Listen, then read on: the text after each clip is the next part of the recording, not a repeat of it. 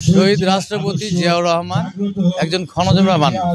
উনি খুব অল্প সময়ে একটা ভঙ্গুর অবস্থা, রাষ্ট্র যখন খুব ভঙ্গুর অবস্থায় ছিল, আমাদের দেশে খাদ্য সংকট ছিল, ৭৪ দুর্ভিক্ষ, এরকম সময় উনি একটা দায়িত্ব নেন দেশে বিশৃঙ্খল রাজনীতি।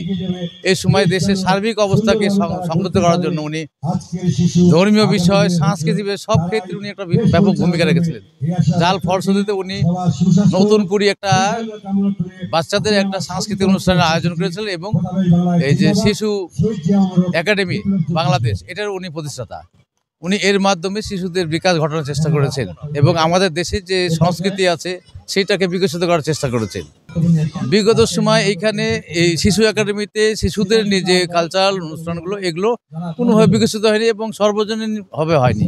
এটা গুটি কয়েক দুই একজনের মাধ্যমে হয়েছে, মানে ব্যক্তিগত পছন্দের কাউকে দিয়ে করেছে, আমরা যতটুকু জানি বা দেখেছি। আমরা চাচ্ছি এটার ব্যাপ্তি ঘটাতে।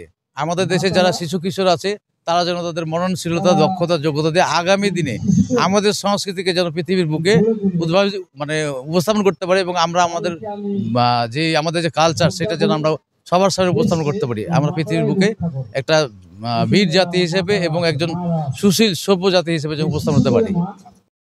আপনারা জানেন যে জিয়া রহমান শিশুদের অত্যন্ত ভালোবাসতেন এবং শিশুদের জন্য তিনি জিয়া শিশু পার্ক, শিশু একাডেমি অনেক কিছুতে করেছেন এবং যারা কিশোর ছিল অর্থাৎ এসএসসি পাস করেছিল তাদেরকে জাহাজে চড়ে তাদেরকে ভ্রমণ করেছেন বিদেশে।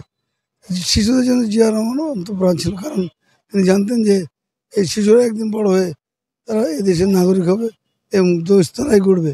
এবং সত্যিকার আজকে যে আয়োজন করেছে এই যারা এই শিশুদেরকে নিয়ে, সেই জন্য আমি অত্যন্ত আনন্দিত এবং গর্ববোধ করছি যে তারা জিয়া রহমানের সে আদর্শকে ফুটিয়ে তোলার জন্য আজকে চিত্রাঙ্কন ব্যবস্থা করেছেন।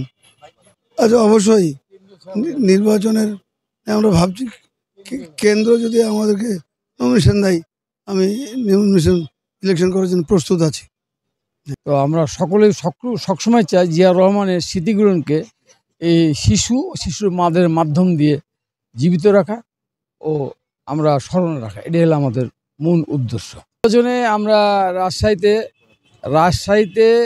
বা সারা বাংলাদেশে এখন তো এখন নির্বাচন তো পরিস্থিতিটা এটার ব্যাপারে আমরা যেটা কেন্দ্রীয় যে বাংলাদেশটা কেন্দ্রীয়ভাবে যে নির্বাচন হবে এখন তো সিদ্ধান্ত হয়নি।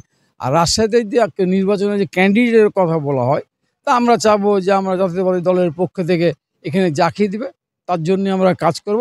আমরা আশা করি যেহেতু উনি একজনা বীর মুক্তিযোদ্ধা, দেশের একটা গর্ব, আমরা চাবো যে আমাদের এরশাদ সাহেবকে দিলে পরে আমরা সব থেকে খুশি হব, কারণ উনি আছে।